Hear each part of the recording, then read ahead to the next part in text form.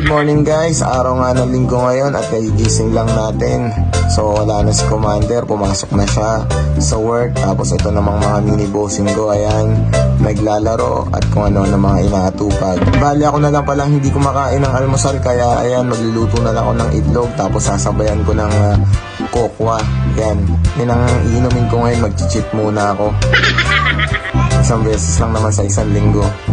Tigil ko muna yung kape.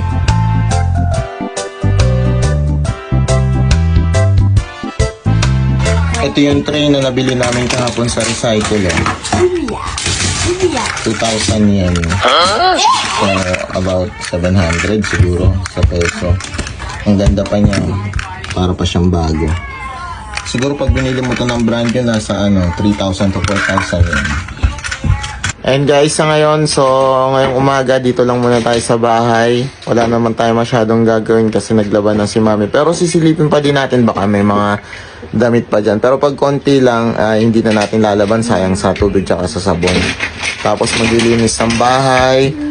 Ayan. Konti lang naman lilinisin ko. Ayan lang naman. Oh, ayan. Mga kalat nila, 'di ba? Oh. Very good talaga tong mga mini bossing ko eh. Oh. I'm diba? lucky. I'm lucky.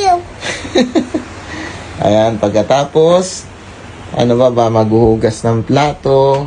Yan. Pasensya na kayo sa kusina namin, guys. Ayan, talagang medyo magulo eh. Wala sa ayos. Kasi ito, yung salmon, piprituhin ko mamaya, ulam nila.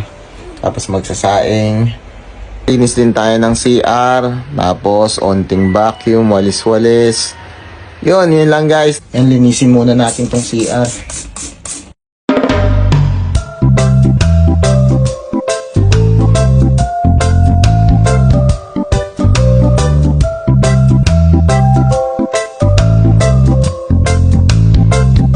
Ang gamit ko sa paglilinis ng toilet bowl, para lang siyang sabon, tapos mabula siya. Mabango rin siya. Nga pala sa Japan guys, bihira ka makakita na magkasama yung toilet tsaka yung paliguan. So, karaniwan yung mga toilet, ang mga comfort room ay tuyo, no? Hindi siya basa. Kaya, itong nilinis ko guys sa amin, gagamit na lang ako ng basahan para punasan yung mga nilagay kong panlinis. Kasi hindi ako pwede magbuhos ng tubig dito kagaya sa Pinas na, di ba kapag naglilinis tayo ng toilet, binubusan lang natin ng tubig. Yun, so pupunasan lang natin siya ng basahan para matanggal. Guys, punasan na lang natin siya. No? So hindi naman kasi siya ganun kadumi. No? Usually mga alikabok lang din yung mga nandito. Yan, tsaka hindi siya nagkakaroon ng mga ano bang tawag din, yung parang mancha-mancha ng dumi. Basta lagi mo lang siyang pupunasan. Yan, ganyan. Punasan mo lang siya. Same thing din dun sa nilagay ko kaninang panlinis, yung para siyang sabon, yung mabula. Yan. Ganyan lang siya. Kasi pag binuhusan mo yan dyan ng tubig, kasi kita nyo yung lapag niya. O tuyo kasi yan eh. Tuyo yan, lapag na yan.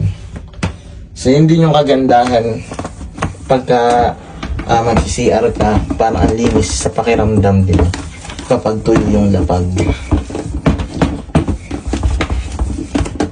Kaya nga lang sa umpisa, syempre pag galing ka sa Pinas, maninibago ka kasi pag sa Pinas, di ba usually magkasama na yung, kagaya nga sabi ko kanina, yung paliguan tsaka yung toilet bowl magkasama sa isang lugar. Usually hindi naman lahat. Maninibago ka. Yan. So ganun lang, tapos flush lang ulit. O diba? Damay na rin natin itong opuro o yung paliguan namin. Ito nga pala yung ginagamit ko ditong panlinis. Bali, hindi naman siya ganun katinding makatanggal ng mga mancha-mancha. Pero, for weekly basis, ganito lang ginagamit ko. Tapos, kuskus na lang. Pagka may sobrang mahirap tanggalin naman siya, yun, bumibili ako ng pangtanggal talaga nun. No? So, sa ngayon, okay pa naman. Yan. Bababarang ko muna to ng around 10 minutes siguro. Yan. Pagkatapos niyan, saka kukuskusin mamaya. Ayan lang guys, ito yung pinaka-opera namin o yung batang. Pasensya na, medyo madumi na siya kasi luma na rin ito ever since. Pagdating namin dito, 5 years mahigit na. Yan. Kaya hindi na siya ganun kaganda. And guys, tapos yan ay magbabacuum naman tayo ng sahig.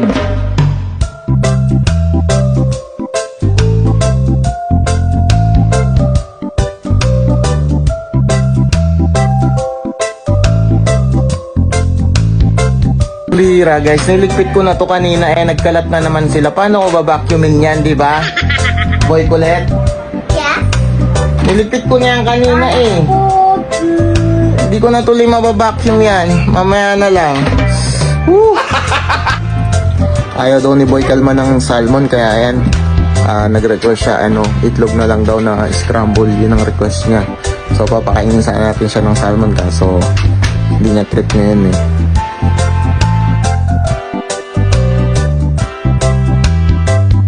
Ayan, niluto na natin yung salmon. Bali si Boy kulit lang, saka kami ang kakain nito. Ayan, kumakain na aking mga mini boss. Hello there. Konnichiwa.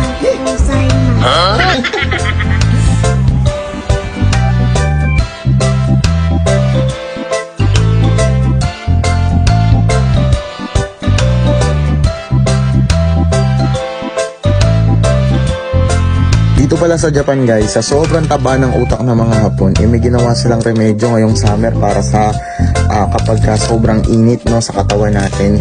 So meron silang ganito. No? Yan, meron siyang para siyang basang tissue pero flavored siya, para siyang may menthol, ayun nakalagay, deodorant body wipes. So bukod sa mabango siya, meron pa siyang para siyang menthol. Alam mo yung pag pinunas mo sa katawan mo, ang lamig niya. So maiis niya yung init, tsaka yung lagkit-lagkit sa katawan mo, diba? Hindi ko lang sure kung meron nito sa Pinas guys, pero dito sa Japan, flex ko lang, isa ito sa mga comfort na gamit dito sa Japan. Lalo na kapag summer, nakakapagpalamig, nakakapagtanggal ng init-init sa katawan mo. Ayun lang guys, share lang. So ayan guys, that's it for today. Hanggang dito na lang muna uli ang aking vlog.